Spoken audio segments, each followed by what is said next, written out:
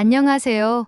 K감동 피플입니다. 북아프리카에 위치해 있지만 유럽 느낌이 강한 나라이며 지중해 사하라 사막과 로마 유적을 동시에 볼 수 있는 숨겨진 보석 같은 나라에서 요즘 한국 문화에 열광하고 있다고 합니다. 한국어, K푸드, K팝 등 한국어는 현지인들도 기본적인 인사말 정도는 할 정도라고 하는데 그곳이 어디인지 지금부터 이야기를 시작하겠습니다. 2025년 튀니지의 수도 튀니스에서 한국어를 유창하게 구사하는 현지인들과 함께 한 식당에서 불달볶음면을 즐기고 있는 모습을 상상해 보세요. 이곳은 지중해의 아름다움과 사하라 사막의 신비로움을 동시에 지닌 나라 튀니지입니다. 최근 이곳에서 한국 문화에 대한 열풍이 불고 있습니다. 안녕하세요.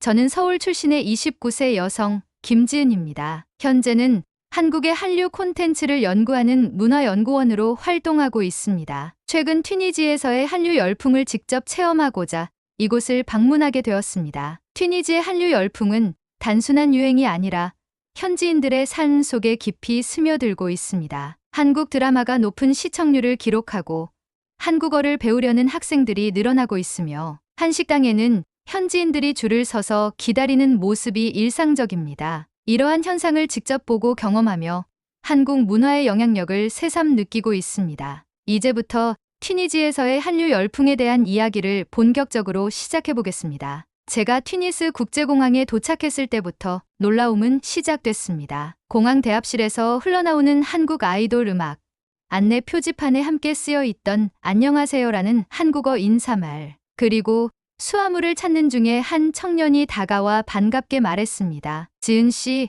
환영합니다. 그것도 완벽한 발음의 한국어로요. 순간 저는 잠시 말을 잃고 말았습니다. 그 청년은 모하메드라고 했습니다. 튀니스 대학교 한국어학과 3학년이라고 하더군요. 그는 도깨비라는 드라마를 보고 한국어에 반했고 지금은 한국 유학을 목표로 열심히 준비 중이라고 했습니다. 공항까지 직접 마중을 나와준 것도 제가 한류 연구자라는 사실을 듣고 너무 기뻤기 때문이랍니다. 덕분에 시내로 가는 길도 지루할 틈이 없었습니다. 차 창밖으로 보이는 도시 곳곳에 BTS나 블랙핑크 같은 아이돌의 포스터가 붙어 있었고 길거리 편의점 진열대에는 익숙한 비빔면, 불달볶음면이 눈에 띄게 진열돼 있었습니다. 놀라운 건 그 제품들이 모두 할랄 인증을 받았다는 사실이었습니다. 그래서 무슬림인 튀니지 사람들도 아무 거리낌 없이 사 먹을 수 있었던 것이죠. 한국 식품 회사들이 이런 세심한 배려를 하고 있다는 것에 저는 정말 감동했습니다. 실제로 현지에서 만난 대학생들은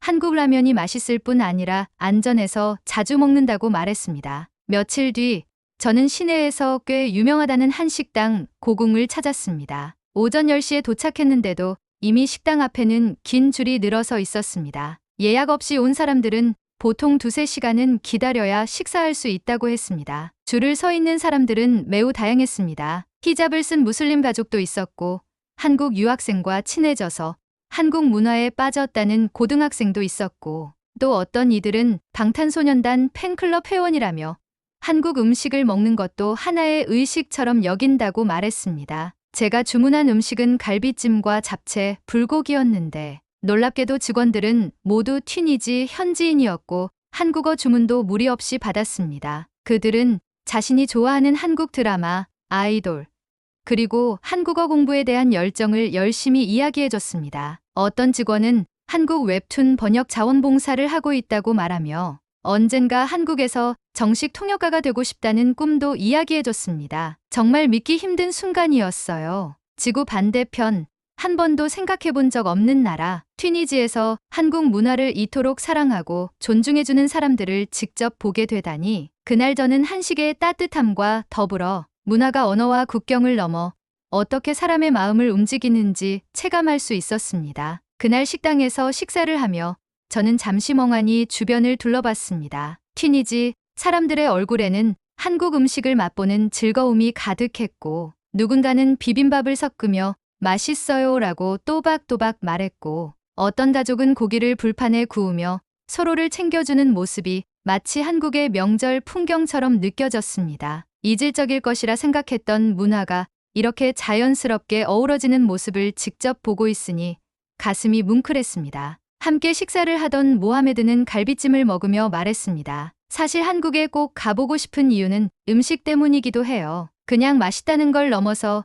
이 음식 속에는 정성과 전통이 담겨 있는 것 같아요. 그 말에 저는 고개를 끄덕였습니다. 한국에서 우리가 당연하게 여겼던 음식 문화가 이곳에서는 특별한 의미로 받아들여지고 있었습니다. 식당 한켠에는 한국 드라마 장면이 대형 스크린으로 틀어져 있었고, 드라마에 등장하는 음식이 실제로 눈앞에 놓여 있다는 사실에 손님들은 더욱 흥미를 느끼는 듯했습니다. 어떤 여성은 드라마 밥 잘 사주는 예쁜 누나의 장면을 보며 친구에게 저기 나온 김치찌개 여기에서도 먹을 수 있어라고 말했고, 그 친구는 환한 웃음을 지으며 고개를 끄덕였습니다. 드라마가 단순한 오락을 넘어 이들의 일상과 식문화에 실질적인 영향을 주고 있다는 걸 눈으로 확인하는 순간이었습니다. 시사를 마치고 나오면서 저는 문득 생각했습니다. 이 사람들은 단순히 한류를 소비하는 소비자가 아니라 한국 문화를 자신의 삶에 스며들게 하고 그것을 진심으로 존중하며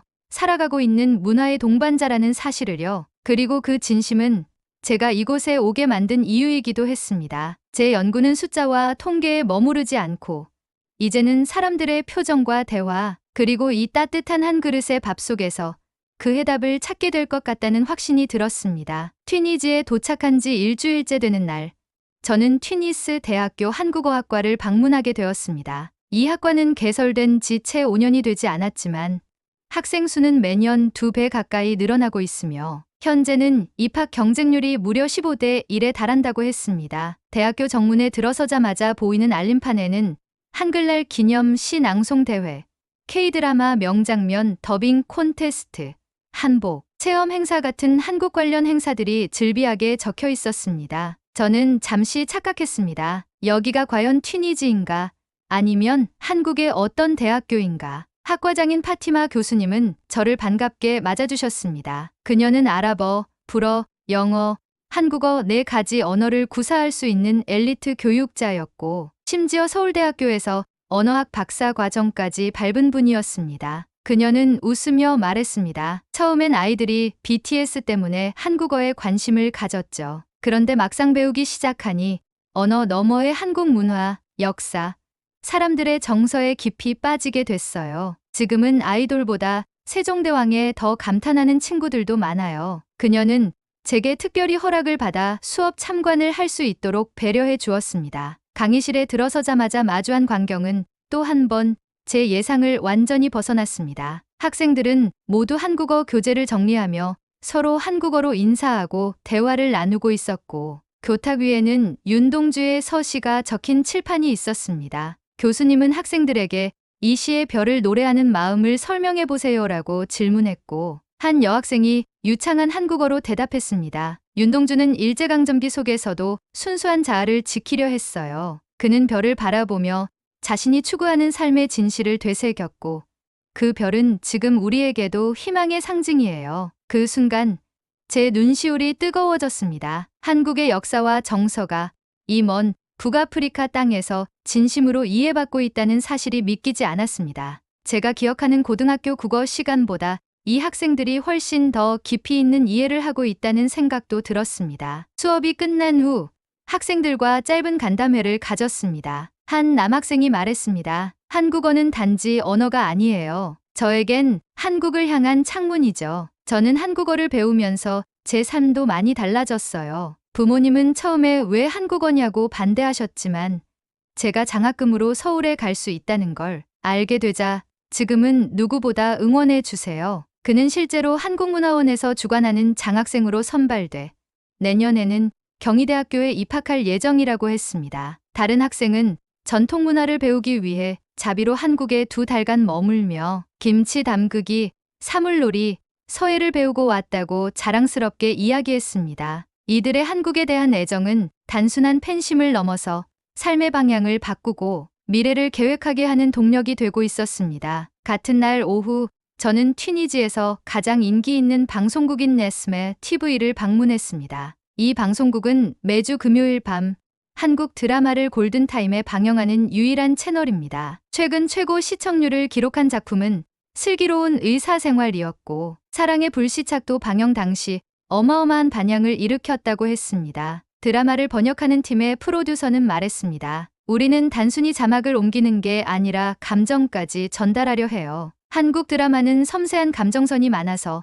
정확한 단어 선택이 정말 중요하거든요. 그러면서 그는 한 장면을 보여주었습니다. 주인공이 사랑을 고백하는 장면이었는데 튀니지식 아랍어로 번역된 문장은 굉장히 절제되면서도 절절하게 표현돼 있었습니다. 그는 말했습니다. 이 장면 하나로 수천 명의 시청자가 울어요. 한국식 사랑 표현, 한국식 우정, 가족의 우리 문화와 닮은 듯 다른 그 정서가 튀니지 사람들의 마음을 울립니다. 그래서 우리는 더 정성스럽게 번역하고 있죠. 실제로 튀니지에서는 드라마를 통해 한국어를 배우는 사람들이 많고 자막 없이 드라마를 보는 것이 하나의 목표처럼 여겨지고 있습니다. 저는 이들의 한국어 실력이 결코 얕은 흥미에서 비롯된 것이 아니라 장기간의 노력이 쌓인 결과임을 분명히 느꼈습니다. 그리고 또 하나 인상 깊었던 건 한류를 통해 자신의 삶을 바꾼 현지인들의 이야기였습니다. 식당에서 만난 아말이라는 여성은 원래 관광 안내사였지만 한국어를 독학한 후 현재는 한국 관광객 전문 가이드로 일하고 있다고 했습니다. 그녀는 이렇게 말했습니다. 한국 분들은 참 예의 바르고 가족 중심적인 사고방식을 가지고 있어서 튀니지 문화와도 잘 맞아요. 제가 처음에 인사말 정도만 알았을 때도 한국인 관광객이 저를 정말 친절하게 대해줘서 감동받았죠. 그때부터 이 언어를 제대로 배워보고 싶다는 생각을 했어요. 아말 씨는 현재 한식 조리 자격증도 따고 있고 튀니지 한국 문화교류회를 조직해 매달 한국 음식 체험 행사를 열고 있다고 했습니다. 이미 SNS 팔로워도 2만 명이 넘고 그녀의 한국 문화 소개 영상은 튀니지에서 화제의 중심이 되고 있습니다. 이처럼 튀니지에서의 한류는 단순한 문화 수입이 아닙니다. 현지인들이 그 문화를 체화하고 삶 속에서 실천하며 나아가 한국이라는 나라를 자신의 인생의 일부로 받아들이고 있다는 것입니다. 그리고 그런 움직임은 한국과 튀니지, 더 나아가 중동과 한국의 다리 역할을 하고 있습니다. 이제 저는 더 이상 한류는 일시적일 수 있다는 생각을 하지 않게 되었습니다. 왜냐하면 이곳 튀니지에서 만난 수많은 사람들, 그들의 눈빛과 열정, 그리고 진심이 있는 한 한국 문화는 더 깊이, 더 넓게 퍼져나갈 것이기 때문입니다. 튀니지에서의 생활이 점차 익숙해지며 저는 어느덧 이곳의 공기와 리듬에 자연스럽게 녹아들고 있었습니다. 매일 아침 숙소 근처의 작은 카페에서 민트차를 마시며 일정을 시작했고 오후에는 대학교나 문화원, 방송국을 돌며 한류와 관련된 자료를 수집했습니다. 어느새 거리에서 마주치는 현지인들이 저를 향해 안녕하세요라고 인사를 건네는 일이 자연스러워졌고 저는 웃으며 안녕이라 답하며 그들과 눈을 맞췄습니다. 그런데 그러던 어느 날 튀니스 시내 중심가에서 예정돼 있던 한국 문화축제에 참석하기로 한 날 아침 예상치 못한 사건이 벌어졌습니다. 저는 튀니스 시청 앞에서 아말과 함께 만나기로 했습니다. 그녀는 현지에서 한국 문화를 전도하는 대표적인 인플루언서이자 문화행사의 공동 진행자였습니다. 하지만 제가 시청 앞 광장에 도착했을 때 그녀의 모습은 보이지 않았고 제 이름을 부르며 다가온 사람은 낯선 남성이었습니다. 그 남성은 행사준비팀의 스태프라며 제게 다소 무례한 태도로 왜 이렇게 늦게 왔냐고 말했습니다. 그때 저는 정확히 약속 시간에 도착했고 전날 확인한 장소도 이곳이 분명했습니다. 그런데 그가 제게 영어가 아닌 불어로 빠르게 뭔가를 따져 묻기 시작했고 저는 그의 말을 이해하지 못한 채 당황한 얼굴로 가만히 서 있을 수밖에 없었습니다. 그 순간 마치 제가 이 행사에 누를 끼치기라도 한 듯한 시선을 받는 듯한 기분이 들었습니다. 바로 그때 아말이 헐레벌떡 뛰어왔습니다. 그녀는 그 남성과 몇 마디를 나눈 후 제게 돌아와 사과했습니다. 죄송해요, 지은 씨. 행사 장소가 어제 급히 바뀌었어요. 제가 전달이 늦었네요. 저분은 내부 보안팀인데 의사소통이 원활하지 않아서 오해가 있었어요. 저는 미소를 지으려 했지만 속이 조금 상해 있었습니다. 한류에 대한 뜨거운 애정과 관심을 가진 사람들이 이렇게 많은 이곳에서 정작 제가 한국인이라는 이유만으로 오해를 받고 그 어떤 설명도 없이 당혹감을 느껴야 했던 순간은 저에게 꽤나 충격이었습니다. 돌아가는 차 안에서 아말은 제게 조심스럽게 말했습니다. 튀니지는 이슬람 문화가 강해서 여전히 외국인, 특히 동양인에게 편견을 가진 이들도 있어요. 하지만 점점 바뀌고 있어요. 오늘처럼 작은 오해들도 우리가 함께 풀어나가면 언젠가는 그런 일도 사라질 거예요. 그녀의 말에 저는 고개를 끄덕이면서도 마음 한켠의 섭섭함은 쉽게 가라앉지 않았습니다. 저는 이곳에서 한류의 영향력을 확인하러 왔고 많은 사랑과 존중을 받아왔기에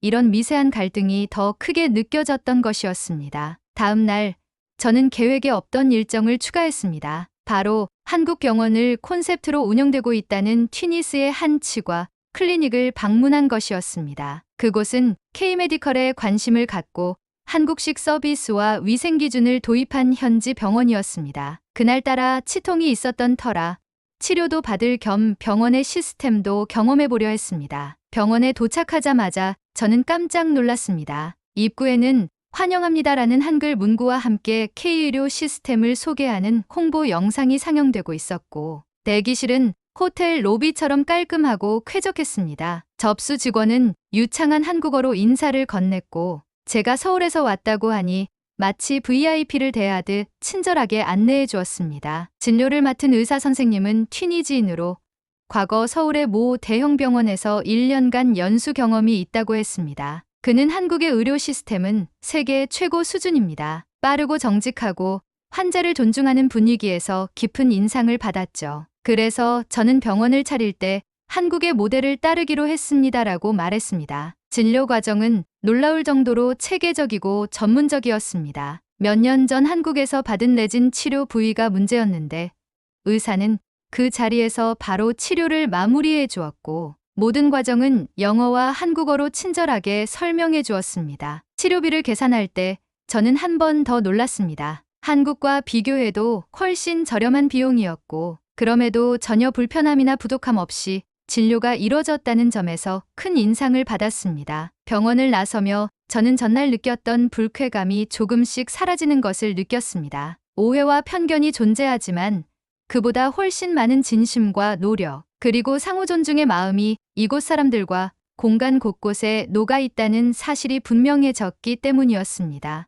며칠 후 열렸던 문화축제 현장은 그야말로 감동 그 자체였습니다. 수많은 현지인이 한복을 입고 전통 악기를 연주하며 거리에서는 떡볶이와 김밥을 사기 위해 사람들이 줄을 섰고 무대 위에서는 현지 중학생들이 완벽한 한국어로 한국 노래를 부르며 댄스를 선보였습니다. 저는 그 순간 눈물이 날 뻔했습니다. 그곳에서 아말이 조용히 제게 다가와 말했습니다. 그날 있었던 일 아직도 마음에 남아있나요?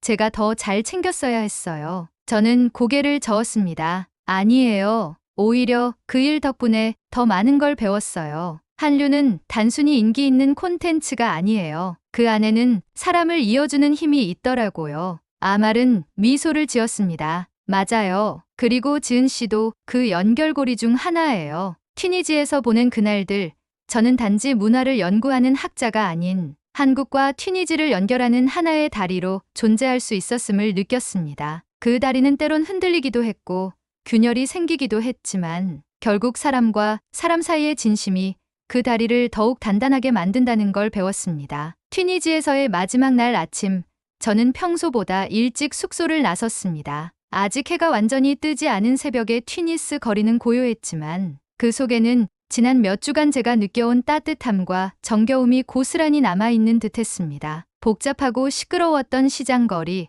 수많은 젊은이들의 웃음소리가 가득했던 대학교 캠퍼스, 한 식당 앞에서 2~3시간씩 줄을 서며 한국 음식을 기다리던 사람들, 그리고 무엇보다 한국어로 감사합니다, 사랑해요를 외치던 그 맑은 눈동자들이 떠올랐습니다. 저는 시내의 작은 언덕 위에 있는 공원에 올라 튀니스 전경을 바라보았습니다. 저 멀리 보이는 바다 위로 햇살이 부서지고 하얀 건물들 사이로 사람들이 하나둘씩 출근을 시작하고 있었습니다. 그 모습을 바라보며 문득 이런 생각이 들었습니다. 이곳은 단순히 내가 한류를 연구하러 온 나라가 아니구나. 이제 이곳은 나에게 또 하나의 고향이 되었구나. 처음 이곳에 올 때만 해도 저는 한류의 영향력과 수치를 확인하러 왔습니다. 얼마나 많은 사람들이 드라마를 보는지, 어떤 한국 제품이 인기 있는지, K-팝 콘서트에 몇 명이 오는지를 체크하고 그것을 정리해 한국으로 돌아가 보고하는 게 제 임무였지요. 하지만 지금의 저는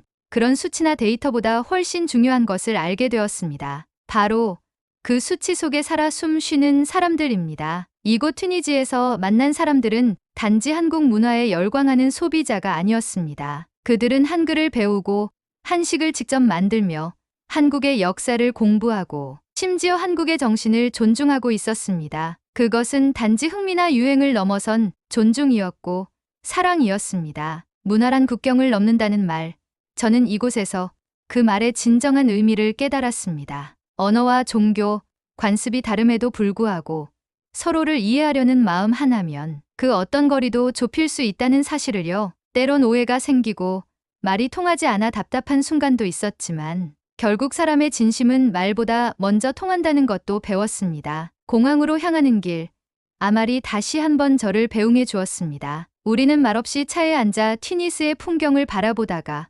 그녀가 조용히 입을 열었습니다. 지은 씨, 한국으로 돌아가서도 가끔 저희 생각해 줄 거죠? 저는 웃으며 대답했습니다. 당연하죠. 그리고 언젠가 한국에서도 꼭 다시 만나요. 그땐 제가 아말 씨에게 떡볶이를 직접 만들어 줄게요. 그녀는 눈시울을 붉히며 고개를 끄덕였습니다. 비행기 안, 창밖으로 멀어지는 튀니지, 땅을 바라보며 저는 조용히 속삭였습니다. 고마워요, 튀니지. 당신 덕분에 저는 더 넓은 세상을 알게 됐고 한국이라는 나라가 세상에 얼마나 따뜻한 영향을 주고 있는지도 확인할 수 있었어요. 이번 여행은 저에게 큰 전환점이 되었습니다. 한류는 단지 콘텐츠가 아닙니다. 그것은 언어이고 사람이고 삶입니다. 그리고 그 삶은 튀니지에서 너무도 뜨겁게 진심으로 이어지고 있었습니다. 오늘 김지은 씨의 튀니지 한류 탐방 여정을 함께 해주셔서 감사합니다. 마지막으로 1초면 충분한 구독과 좋아요를 부탁드리며 늘 건강하시고 마음 따뜻한 영상으로 다시 찾아뵙겠습니다. 지금까지 K감동 피플이었습니다.